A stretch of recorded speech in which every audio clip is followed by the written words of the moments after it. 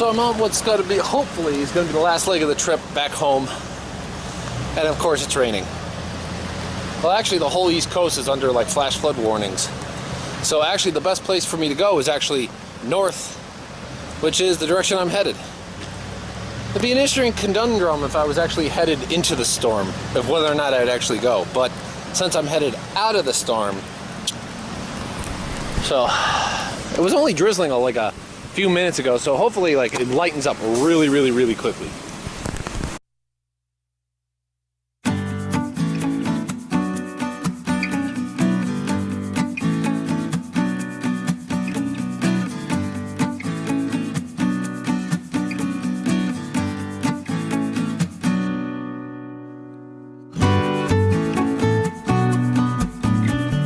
Yes, this would be the final trip.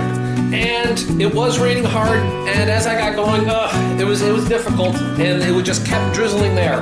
I was right on the edge of a big storm that was all over the East Coast, and I never really quite got out of it, and it was a struggle with the camera the whole way. As it was, the actual ride wasn't that bad. Because it wasn't a drenching rain, it was constantly like just a drizzle here and there. But that's more than enough to kind of screw up some of the camera. But I was able to get some footage, which you can kind of see. But the more kind of informative stuff would be the places where I would stop and the places where I would go as I moved up through central Pennsylvania.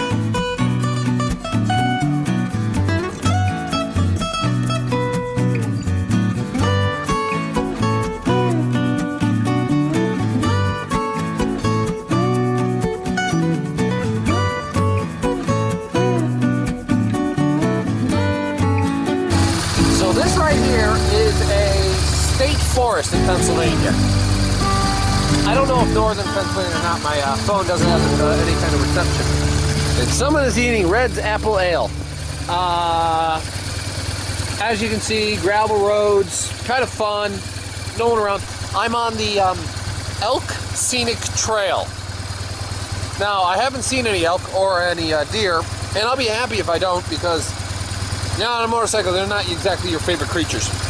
But this is fun because it's like all deserted and I have like it all to myself. The only people I've seen are, I guess they're like utility people setting up like lines or something like that. They're building something in this area. And there's some weird, because there seems to be houses like in the back. I mean, it must be pretty cool if you have a house that's in a state forest. But forest road, travel at your own risk, blah blah blah. I don't think there's much in the way of anything around here. The stop sign has bullet holes in it. You know, I'm sure this land is allowed to be hunted, and I'm sure someone was doing some target practice over.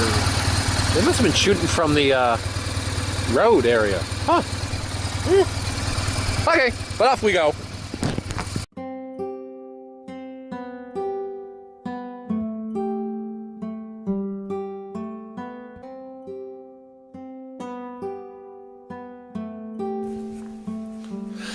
That was a nice little quick stop. The next one would be even, better, as I would start to get into these areas where there were some views. I believe this was Road 220 or something like that.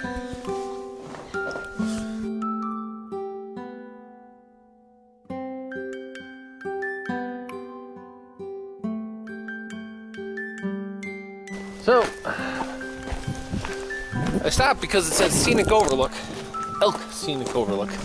So, alright. I think we found this. What do we got here? Firebirds. Bird viewing. Oh. Really is a place to see some birds. I guess it probably is pretty scenic. I mean, you can't see a lot, obviously, because of the clouds.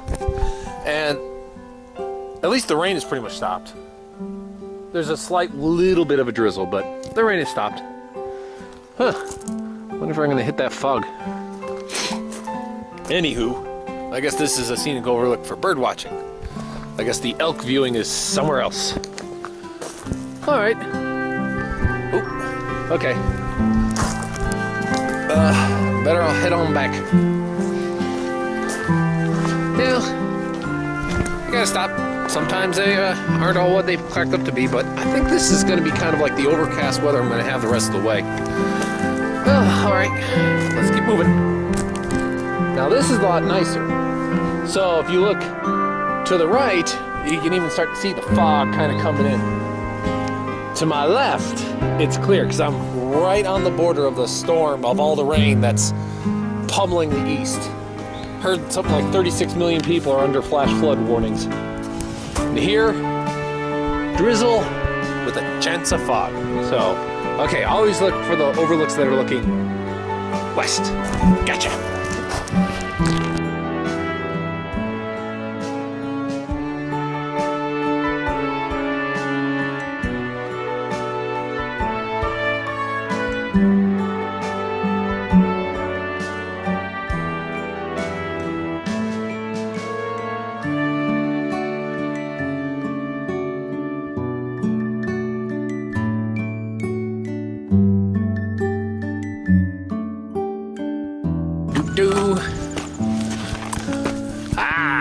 That's a nice view.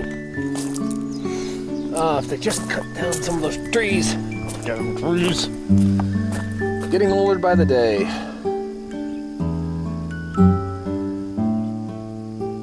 Okay, so most of this, what they say here,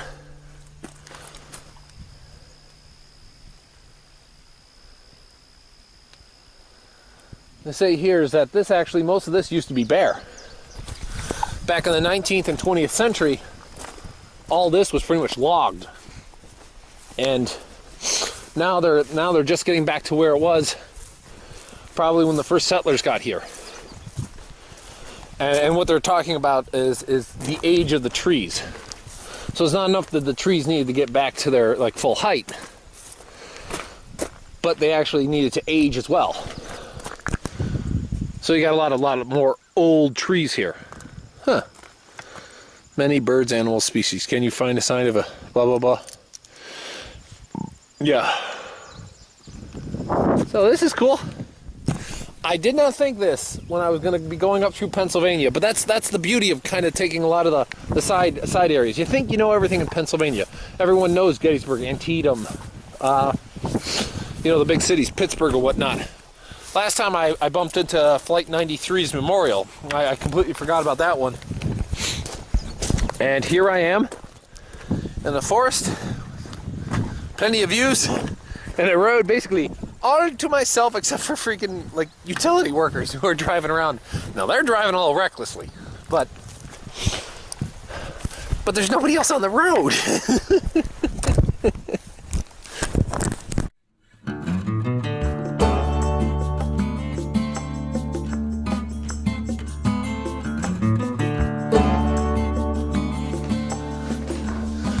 Going along the Elkview Road, it was actually quite nice. It was all alone, basically, except for a few utility trucks, like I said, and they were all over the road, because apparently there's not many people who use this road, especially on weekdays. And that's why I had it all to myself, and I could go pretty much as fast as I needed. And it was really twisty, really curvy, very scenic. It was just unfortunate the drizzle that was constantly there, but the road itself was just, you know, wet. It wasn't dry, but it still had plenty of grip, so I didn't have to worry too much about anything. It was a really fun trip. I'd recommend it to anyone.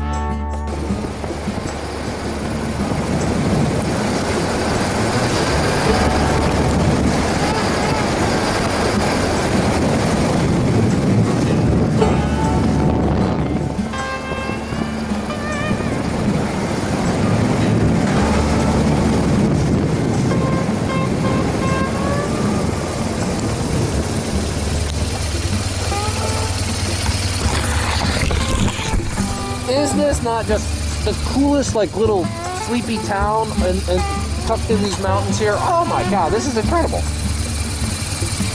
Should have caught the name of this place. Fish, maybe? No.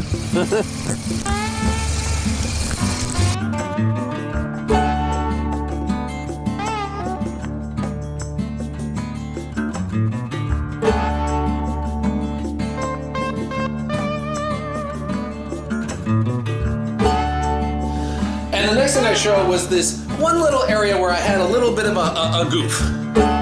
Now, it might look like I just came in too fast at the curve. The actual issue was there was a whole bunch of gravel on the road, and I really couldn't turn because the gravel just made the tires slide, so that's how I got off the road. But I got quickly back on and started enjoying the trip again. Oh, it was great. It just cut through the whole area, up, down, all throughout it. Oh, it was really great moving further and further and further back towards New York.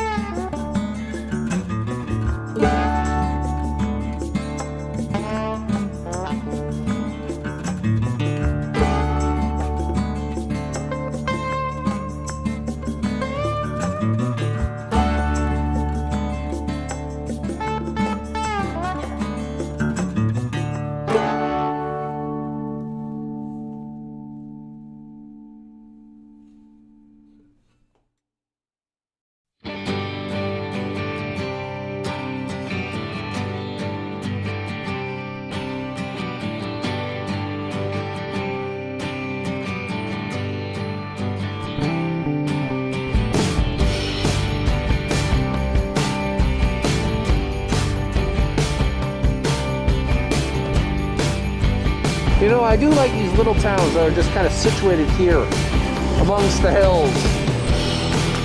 They're so cool. Big ATV place, I guess. I see a lot of ATVs. I have seen a lot of off-road stuff. Pretty damn cool. Pretty damn cool.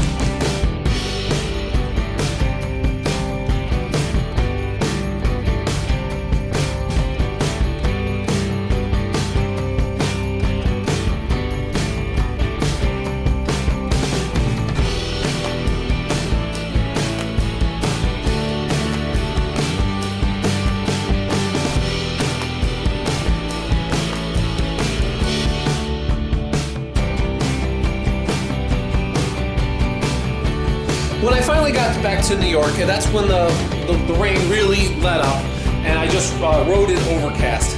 I went up through the Finger Lakes region, which is a big, huge wine region.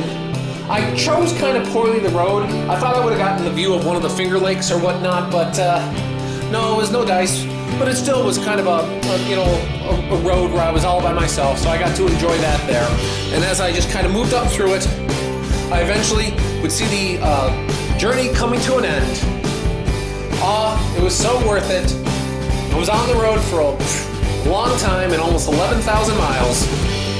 I highly recommend anyone here give it a try. You'd be surprised at what you see, who you meet, and how fun it is. This is definitely always like a high point.